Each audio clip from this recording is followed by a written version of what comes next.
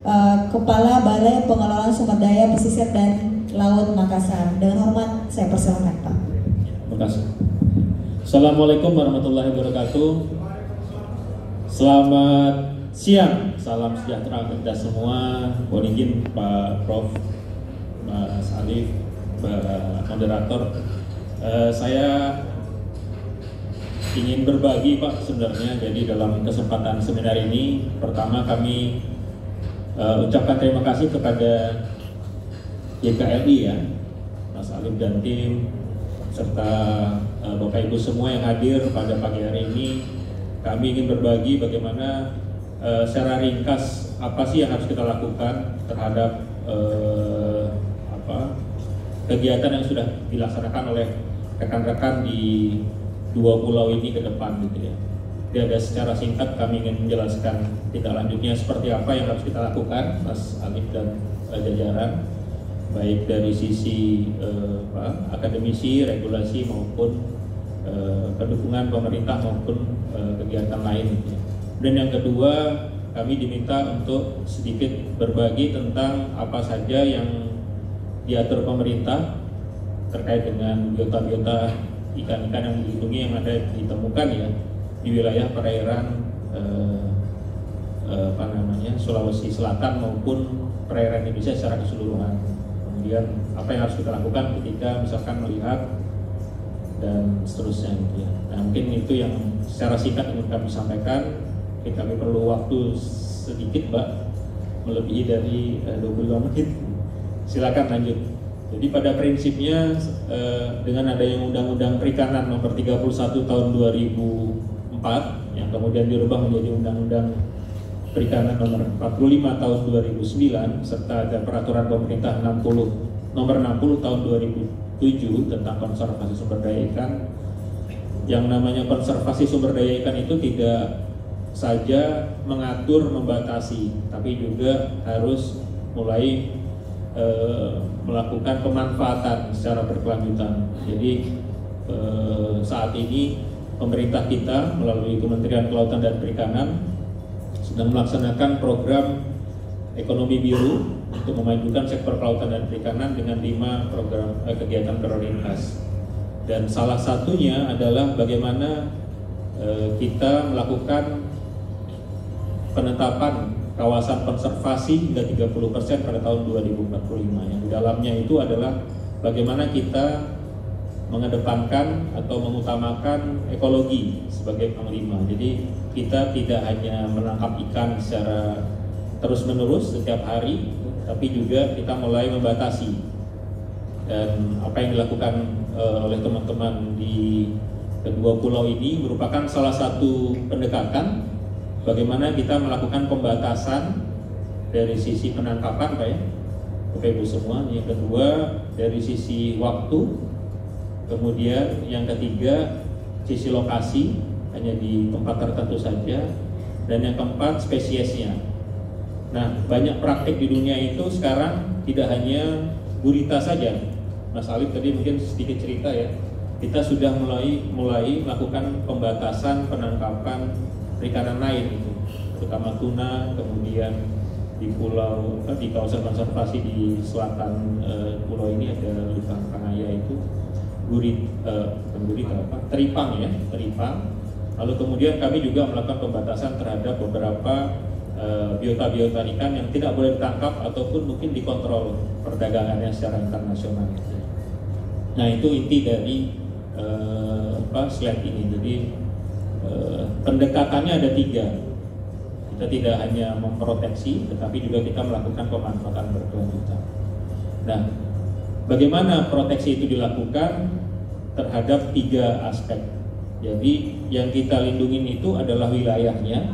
Jadi ikan itu punya tempat hidup, laut, tetapi tidak semua laut itu didiami ikan gitu. Ditinggali ikan. Nah, tempat hidupnya ini yang kita jaga gitu ya. Nah, tadi Mas Alif, Pak Prof Rijal sudah menjelaskan tempat hidupnya itu terumbu karang itu. Nah, itu adalah kita melindungi habitatnya, ekosistemnya. Nah, di 2 pulau ini tadi digambarkan ada 3 titik ya yang buka tutup, di utara 2, kemudian di selatan ada 1 kalau tidak salah. Nah itu tempat yang harus kita jaga. Ada terumbu karang yang mungkin tutupannya kurang dari 50% kan. Jadi kondisinya tidak terlalu bagus lah. Artinya kita tetap harus pelihara tempat hidupnya, kemudian ikannya juga, kemudian waktu ngambilnya juga, dan spesiesnya apa saja yang boleh diambil. Kemudian yang kedua tadi tidak hanya tempat hidupnya tetapi juga ikannya. Nah kebetulan saat ini kita bicara tentang gurita gitu. Gurita ini saat ini tadi Prof sampaikan secara statistik ya, kami semalam mengikuti beberapa pemaparan Pak Gubernur. Tahun 2022 ekspor gurita, cumi dan sotong dari Provinsi Sulawesi Selatan itu mencapai 4.000 lebih ton 1 tahun. Dan 2 komoditas utama tidak hanya gurita, sotong dan cumi, tetapi juga ikan hidup, ekspor ikan hidup, yang pada tahun 2022 itu mencapai 1,7 juta ton dengan nilai mungkin lebih dari ratusan miliar. Saya kurang secara statistik nilai ekspor 4.000 ton per tahun 2022 itu menunjukkan grafik yang sangat tinggi sekali. Jadi kalau kita perhatikan tadi pencatatan selama 3 tahun ya, 2001 sampai 2020 sampai 2023 itu pendapatan saja 1,4 miliar ya, untuk 2 kelompok, ada 2 KUD kalau tidak salah di sini. Nah, itu juga signifikan. Artinya dari sisi nilai keuangan ya, pendapatan nelayan ketika kita rata-ratakan relatif lebih baik dengan adanya penerapan sistem buka tutup itu. Lanjut yang kedua, slide selanjutnya. Nah, saat ini mengacu kepada Peraturan Presiden Nomor 83 Tahun 2020 tentang Rencana Zonasi Kawasan Antar Wilayah Selat Makassar dan Peraturan Daerah Provinsi Sulawesi Selatan Nomor 3 Tahun 2022 tentang Rencana Tata Ruang Wilayah Provinsi Sulawesi Selatan 2022-2041, kawasan Pulau Lanyukang, jadi ada dua pulau, ada di sini ada Pulau Lanyukang saja, jadi yang atas itu ditetapkan sebagai kawasan yang dicadangkan sebagai kawasan konservasi perairan. Dan sebagai update saja Bapak Ibu semua, minggu lalu tim kami sedang melakukan evaluasi teknis bersama Dinas Kelautan dan Perikanan Provinsi Sulawesi Selatan yang sebentar lagi mungkin akan segera ditetapkan sebagai kawasan konservasi. Ini luasannya sekitar 1.600 hektar lebih. Dan ketika ini juga ditetapkan sebagai kawasan konservasi, maka segala yang sudah dilakukan oleh teman-teman saat ini untuk penangkapan gurita, pengaturan penangkapan gurita itu menjadi lebih kuat lagi secara regulasi, karena sudah ada aturan yang akan mengatur secara detail, walaupun hanya di satu pulau saja di bagian utara. Kemudian yang kedua, poin yang penting, sistem buka tutup yang sudah diinisiasi ini akan kita coba usulkan dalam dokumen rencana pengelolaan, sehingga nanti ke depan pengaturannya lebih jelas lagi. Kalau sekarang Mas Alif kemarin cerita ya, tidak ada peraturan desa atau peraturan wali kota ya, tidak salah. Jadi sanksinya ini ada berdasarkan kesepakatan saja antar pemangku kepentingan atau kelompok lain yang ada di sana. Tapi ke depan ketika ini sudah ditetapkan sebagai kawasan konservasi perairan yang ada di wilayah kita, maka aturan-aturan itu bisa lebih efektif lagi penegakan hukumnya gitu. Kemudian lanjut slide ketiga. Nah, secara sistematis mungkin ini yang harus kita lakukan. Jadi saya izin mengambil informasi yang ada di publikasi teman-teman YKLI. Yang kotak di atas itu, yang ada warna putih ya, ini adalah calon kawasan konservasi yang sudah dicadangkan dalam Perda nomor 3 tadi. Luasannya 1.600 tadi yang slide atas itu ya. Nah, kemudian yang warna merah yang 2 di atas itu adalah area buka tutup yang sudah diberlakukan. Jadi pada Agustus Oktober 2022 seluas 116 hektar. Kemudian yang kedua adalah sistem buka tutup September 2023, ini baru nih yang akan berakhir nanti Desember ya Mas Alif ya. Kemudian yang ketiga itu adalah di bulan Juni kemarin di KKB Ringkasi itu sudah dibuka lagi. Nah yang terakhir ini yang awal sekali nih kalau nggak salah ya, bulan Februari sampai Mei 2022 gitu ya. Nah ke depan apa yang harus kita lakukan ini nanti dalam beberapa saat ke depan ketika sudah ditetapkan oleh Menteri Kelautan dan Perikanan sebagai kawasan konservasi di perairan ini, maka Gubernur akan melakukan penetapan dan penunjukan Satuan Unit Organisasi Pengelola atau SUOP. Nah setelah itu SUOP itu akan segera menyusun namanya rencana pengelolaan. Nah rencana pengelolaan ini memuat ada 10 item tadi. Lanjut, Mas. Nah, nanti ketika dalam penyusunan rencana pengelolaan, dokumen yang sudah disusun teman-teman YKLI ini beserta kelompok-kelompok nelayan yang ada 2 KUB dan 2 Kopmaswas ya, itu harus masuk di situ. Jadi PR-nya itu Pak Alif. Jadi kita sama-sama kawal sehingga nanti ketika konsultasi publik masuk di mana lokasi buka tutup, pada saat kapan, kemudian spesiesnya apa. Katakanlah jika gurita ini misalkan ya mau diatur pada spesies tertentu atau pada ukuran tertentu itu bisa diatur. Jadi kita bisa batasi berdasarkan ukuran. Tadi ada 5 grade ya, A, B, C, D, E. A, B, C, D, E. Yang dominan tadi saya perhatikan ukuran C ya. Jadi ukuran antara berapa? 0,4 sampai 0,6 kilo, sekitar segitu ya. Nah, ini harus dikaitkan dengan faktor biologisnya. Saya kurang tahu, Prof. Kalau pada saat ukuran berapa biasanya kita harus menangkap ini. Jadi jangan sampai nanti kilo kita tangkap atau di atas berapa kilo kita tangkap. Kita harus sepakatin itu. Itu berdasarkan hasil pendataan yang dilakukan tadi. Itu biasanya ada analisisnya. Grafik seperti kurva itu ya, nanti tidak produktif lagi. Nah kalau kita lihat siklus hidupnya gurita, mohon izin Prof, saya kebetulan background saya bukan perikanan tapi mempelajari siklus hidupnya. Ini unik, kalau tidak salah umur jantannya ini lebih lama sedikit daripada betinanya ketika dia setelah kawin ya Prof ya. Setelah betinanya setelah dia kawin itu tidak lama setelah itu dia mati. Jadi artinya kita harus pelajari betul pada ukuran, waktu dan tempat tertentu di mana yang harus kita lindungi. Katakanlah seperti itu. Ini saya sekadar diskusi.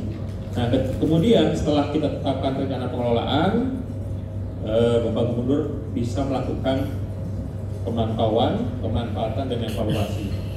Nah semalam Bapak Ibu semua tadi teman-teman sudah menyampaikan bahwa ke depan di Provinsi Sulawesi Selatan ini yang saya dapat pencerahan semalam itu akan mulai dilakukan pengawasan secara terpadu gitu ya. Nah artinya ini bisa jadi satu bahan yang dapat diawasi bersama oleh seluruh pihak dari sisi penegakan hukumnya. Nah, ini juga bisa efektif untuk melakukan pengawasan. Gitu. Nah ini hanya kerangkanya saja. Nah kemudian yang kedua yang ingin kami bagikan kepada Bapak Ibu terkait dengan tugas kami di Kementerian Kelautan dan Perikanan, khususnya Balai Pengelolaan Sumber Daya Pesisir dan Laut adalah bagaimana kebijakan pemerintah saat ini, yaitu konservasi sumber daya ikan itu dilakukan secara terus-menerus, efektif dan berdampak kepada masyarakat. Nah, dari undang-undang perikanan yang tadi kami sebutkan, itu ada 3 kebijakan konservasi sumber daya ikan. Itu yang pertama perlindungan, yang bagian sebelah kiri, maaf, yang sebelah kiri kita. Kemudian yang kedua adalah pelestarian, yang ketiga adalah pemanfaatan. Nah, ketiganya ini sebenarnya ada di wilayah yang kita bahas saat ini. Jadi kita sudah mulai mengidentifikasi apa saja sih biota ikan atau spesies ikan yang dilindungi. Ada penyu tadi. Setelah ada Pak Agus di sini mungkin hadir. Pak Agus ya. Mas yang aktif. Pak Anas, maaf. Pak Anas yang melindungi konservasi penyu itu sebagai upaya yang kita lakukan dalam sisi perlindungan. Nah, kemudian yang kedua, pemerintah juga melakukan perlindungan terhadap penetapan terhadap spesies tertentu yang kita perlu jaga gitu ya. Kalau bahkan mungkin ke depan ini hanya diskusi saja Pak ya. Pada satu ketika gurita yang eksploitasinya berlebihan, bisa jadi untuk ukuran tertentu atau waktu tertentu kita bisa lindungi itu. Contohnya misalkan ikan capungan banggai, ya Prof. Di banggai itu ada banggai cardinal fish atau ikan capungan banggai yang kita tetapkan perlindungannya berdasarkan waktu dan lokasi. Jadi tidak boleh lagi ada pengambilan ikan capungan banggai di lokasi tertentu pada ukuran tertentu dan waktu tertentu. Begitu juga dengan beberapa ikan yang lain yang ada di Indonesia. Nah, kita khawatir ketika eksploitasinya berlebih, tidak terkontrol, tidak ada dengan sistem buka tutup ini ke depan, maka ya kita khawatir saja gurita ini akan pindah atau mungkin tidak ada lagi di 20. Nah, ini jangan sampai ini terjadi. Makanya ada pemerintah menetapkan bahwa ada beberapa ikan yang harus kita jaga. Jangan sampai ini hilang gitu. Kemudian yang terakhir pemanfaatan. Nah, pemanfaatan ini yang penting karena ke depan pemanfaatan ini tidak hanya di kawasan konservasi saja, tetapi tadi Mas Alif juga menyinggung ada namanya OECM yang sekarang sedang dibahas di Kementerian Kelautan, adalah satu kawasan yang kita lakukan pengelolaan di luar kawasan konservasi, tetapi pengelolaannya ini efektif seperti kawasan konservasi. Nah, ini salah satunya di perikanan gurita yang ada di 2 pulau ini. Di OECM itu ada efektif conservation measure di kawasan-kawasan. Ada sekitar lebih dari 150 titik di seluruh Indonesia yang kita lagi proses penetapannya sebagai OECM yang efektif dikelola oleh masyarakat, skalanya kecil untuk beberapa lokasi, spesies, waktu dan ukuran tertentu. Nah, ini bisa menambah manfaat kepada masyarakat. Lanjut, saya rasa strategi untuk melakukan konservasi jenis ikan ini ada 5, dan ini mungkin pendekatannya kita lebih kolaboratif.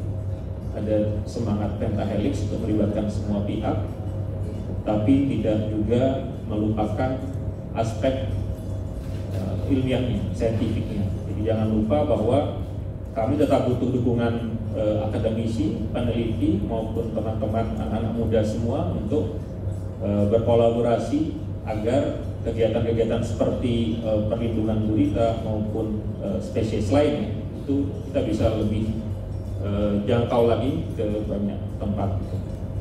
Lanjut ke slide biota-biota yang dilindungi.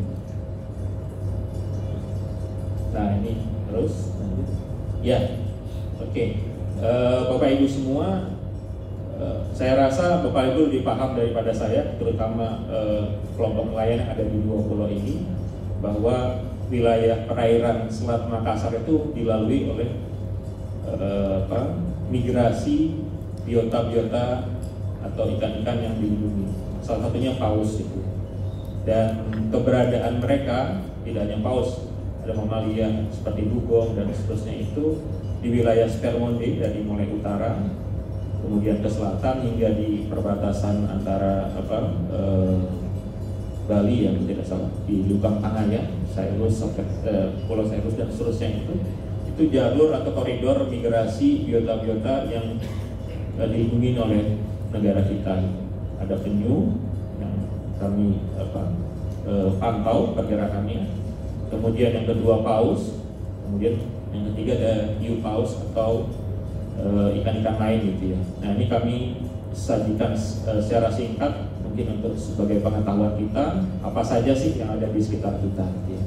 Dan bila mana Bapak Ibu menemukan, Bapak Ibu bisa menghubungi siapa ketika misalkan ada paus terdampar dan seterusnya. Nah saat ini BPSPL Makassar ada nomor hotline-nya untuk pelaporan itu, muncul nggak ya di slide sebelumnya? Tidak ada ya? Oke, nanti kami share gitu ya. Nah Bapak Ibu semua, apa bedanya paus dan ikan? Ya secara sederhana, kalau paus itu bernapas dengan paru-paru, kemudian ikan itu dengan insang. Nah Bapak Ibu khusus yang lain sudah paham semua, ini merupakan dua jenis ikan yang dilindungi oleh pemerintah. Kemudian lanjut ya. Nah ini adalah di Indonesia itu ada sekitar 36 cetacean yang terdata dan 1 sirenian atau dugong. Jadi tidak apa ya, secara statistik di dunia cukup banyak gitu ya. Tidak banyak negara yang ditemukan di wilayah perairannya itu 36 spesies mamalia dan 1 sirenian atau dugong. Indonesia cukup unik. Nah satu diantaranya dugong itu kami sedang lakukan pendataan di wilayah Sulawesi Selatan di sekitar Maros, Makajeni Kepulauan sebelah utara. Itu ada satu habitat dugong yang kemunculannya itu sering ditemukan nelayan. Nah ini mohon Bapak Ibu semua kita sama-sama jaga karena sudah dilindungi oleh pemerintah. Kemudian untuk semua jenis penyu juga, terutama tadi ada penyu hijau dan penyu sisik yang kita temukan di